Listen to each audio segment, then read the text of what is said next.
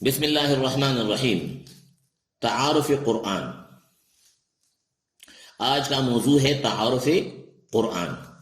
تعارف قرآن میں پہلی بات یہ ہے کہ قرآن کریم خطاب کرتا ہے۔ قرآن کریم کا اصل مقصد انسان ہے، انسان سے خطاب کرتا ہے، یعنی قرآن کریم کا موضوع کیا ہے۔ کچھ علماء کے نزدیک انسان قرآن کریم کا موضوع ہے، کچھ کہتے ہیں جہاد قرآن کا موضوع ہے، مختلف آراء ہے۔ اس میں کوئی شک نہیں کہ ہر ایک کی دلیل اپنی جگہ، لیکن جمہور کی جو رائے ہے اور وہ اس بات پر کہ قرآن کریم کا اصل خطاب، اصل موضوع کیا ہے، اس کا جواب یہ ہے کہ انسان۔ قرآن کریم جیسا کہ نزول وحی کی صورت میں، نزول وحی کے اقسام میں، اس میں اس کی تفصیل پہلے بیان ہو چکی ہے۔ قرآن کریم سید الکائنات محمد رسول اللہ صلی اللہ علیہ وسلم پر تقریباً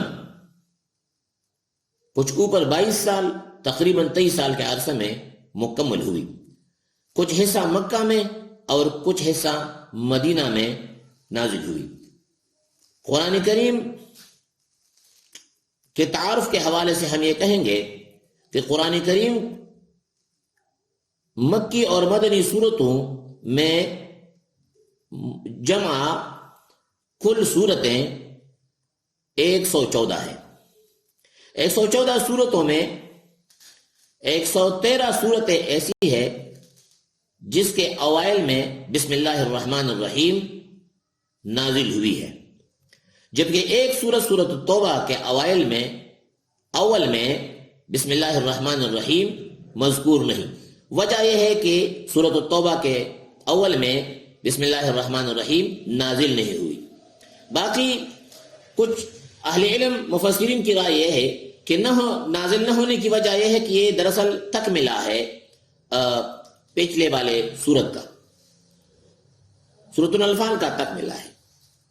جو کچھ بھی ہو، لیکن ہمارے ہاں ایک بات جو کہ اٹل ہے وہ یہ کہ سورۃ التوبہ کے اوائل میں اللہ نے بسم اللہ الرحمن الرحیم نازل نہیں کی، اس وجہ سے اس کی کتابت بھی نہیں ہوئی۔ باقی اس کے حوالے سے عوام میں جو کچھ آراء چلتے ہیں کہ یہ اللہ تعالیٰ کے قہر کی وجہ سے یہ قہری صورت ہے، فلاں ہے، ڈمکا ہے، یہ ساری باتیں جو ہیں یہ بے اصل ہے، ایسی کوئی بات نہیں۔ کچھ لوگ اس کا ختم بھی کراتے ہیں اس مقصد کے لیے کہ دشمن تباہ ہو، فلاں ہو، ڈمکا ہو، یہ چیزیں نہیں ہیں۔ بسم اللہ الرحمن الرحیم سورۃ توبہ کے اول میں نازل نہیں ہوئی، لہذا نہیں لکھی گئی، بس اتنی سی بات۔ باقی قرآن کریم میں 114 صورتیں ہیں اور بسم اللہ الرحمن الرحیم بھی 114 مرتبہ ہے۔ وہ اس طرح کہ سورۃ النمل 19ویں پارہ میں بسم اللہ الرحمن الرحیم جیسا کہ سورۃ النمل کے اول میں بھی ہے، تو سورۃ النمل کے اندر بھی یہ آیت مذکور ہے، انہ من سلیمان و انہ بسم اللہ الرحمن الرحیم۔ لہذا اس لحاظ سے قرآن کریم میں 114 دفعہ بسم اللہ الرحمن الرحیم ہے۔ قرآن کریم کی آیات کے حوالے سے 6666 جو بتائی جاتی ہے، یہ فگر جو ہے یہ صحیح نہیں ہے۔ قرآن کریم بسم اللہ الرحمن الرحیم الحمدللہ رب العالمین سے لے کر والناس تک یہی قرآن ہے، کامل ہے، اکمل ہے، مکمل ہے۔ جہاں تک آیات ہے اگر گنے جائیں تو یہ 6666 مشہور عام ہے۔ تحقیقی قول یہ ہے کہ یہ اگر گنے گئے تو پھر پتہ چلے گا گنتی سے کہ یہ 6666 نہیں ہے بلکہ اس سے کم ہے۔ باقی اس پر امت کا اجماع ہے، کسی بھی اہل حق کا اس سے اختلاف نہیں ہے کہ نبی علیہ الصلوۃ والسلام پر جو قرآن نازل ہوا ہے، ہمارے ہاتھوں میں جو ہے یہ وہی قرآن ہے، اس میں ایک لفظ کمی یا زیادتی نہیں ہوئی، مکمل محفوظ ہے۔ لوح محفوظ میں جو قرآن ہے وہی پورا کا پورا رسول اللہ صلی اللہ علیہ وسلم پر نازل ہوا، اور رسول اللہ صلی اللہ علیہ وسلم سے آج تک اور رہتی دنیا تک تا قیامت یہ کامل اکمل مکمل کتاب ہے۔ نہ اس میں کسی قسم کی کمی ہوئی ہے نہ کسی قسم کی زیادتی ہوئی ہے۔ اگر کوئی بندہ کسی بھی آیت کا انکار کر دے کہ یہ قرآن کا حصہ نہیں ہے اور وہ ہو قرآن کا حصہ، تو یہ بندہ اس کہنے پہ، اس عقیدے پہ دائرہ اسلام سے خارج ہو جاتا ہے۔ یہاں پر ایک غلطی کا میں ذکر ضرور کروں۔ کچھ لوگوں کے ہاں یہ بات مشہور ہے کہ آخری دو سورتوں جو ہے سورۃ الفلق اور سورۃ الناس، اس کے حوالے سے یہ کہا جا رہا ہے جو کہ غلط ہے، غلط ہے، غلط ہے۔ ایسا کبھی نہیں کہا کسی نے۔ کہا جا رہا ہے کہ عبداللہ بن مسعود رضی اللہ عنہ اس کو قرآن کریم کا حصہ نہیں بلکہ ایک دم مانتے تھے، رقیہ مانتے تھے، لیکن یہ روایت بالکل غلط ہے۔ عبداللہ بن مسعود رضی اللہ عنہ بالکل سورۃ الفلق اور سورۃ الناس کو قرآن کا حصہ مانتے تھے۔ اس میں کسی کا، امت میں کسی کا بھی اختلاف نہیں ہے کہ قرآن کریم بسم اللہ الرحمن الرحیم الحمدللہ رب العالمین سے شروع ہوتا ہے اور من الجنۃ والناس تک قرآن کریم ہے۔ قرآن کریم کا کچھ حصہ مکہ میں نازل ہوئی اور کچھ مدینہ میں، لہذا زیادہ حصہ مکی دور میں نازل ہوئی ہے۔ اب مکی اور مدنی صورتوں میں فرق یہ ہے، جیسا کہ علامہ قرطبی نے اس کی وضاحت کی ہے اور علوم قرآن پر جتنے بھی کتب ہے وہاں پر اس کی وضاحت موجود ہے، کہ جو حصہ قرآن کا ہجرت سے پہلے نازل ہوئی اس کو مکی صورتیں کہا جاتا ہے، اور جو ہجرت کے بعد نازل ہوئی اس کو مدنی صورتیں کہا جاتا ہے۔ اب اگر کوئی صورت مدینہ میں نازل ہوئی ہے ہجرت کے بعد تو وہ تو مدنی کہلائے گا ہی، لیکن اگر ہجرت کے بعد فتح مکہ، جو کہ ہجرت کے بعد فتح ہوئی ہے، رسول اللہ صلی اللہ علیہ وسلم کے ہجرت کے 8ویں سال، اگر ہجرت کے بعد بھی کوئی صورت نازل ہوئی ہو، کوئی آیت جیسا کہ ہے، تو وہ بھی مدنی کہلائیں گے۔ جیسے کہ نبی علیہ الصلوۃ والسلام حج کے موقع پہ مکہ میں تھے، عرفات کے پہ کھڑے تھے، اور اس جمعے کا دن تھا، سورۃ النصر اذا جاء نصر اللہ والفتح نازل ہوئی۔ اب اذا جاء نصر اللہ والفتح یہ سورت جب نازل ہوئی تو مکہ تھا، لیکن ہجرت کے بعد ہے، اس لیے آپ قرآن اٹھا کے دیکھیں وہاں پر صاف لکھا ہوگا اذا جاء نصر اللہ والفتح کے اوپر سورۃ مدنیہ۔ کیونکہ سورۃ مدنیہ کیوں کہا؟ کہ یہ ہجرت کے بعد ہے۔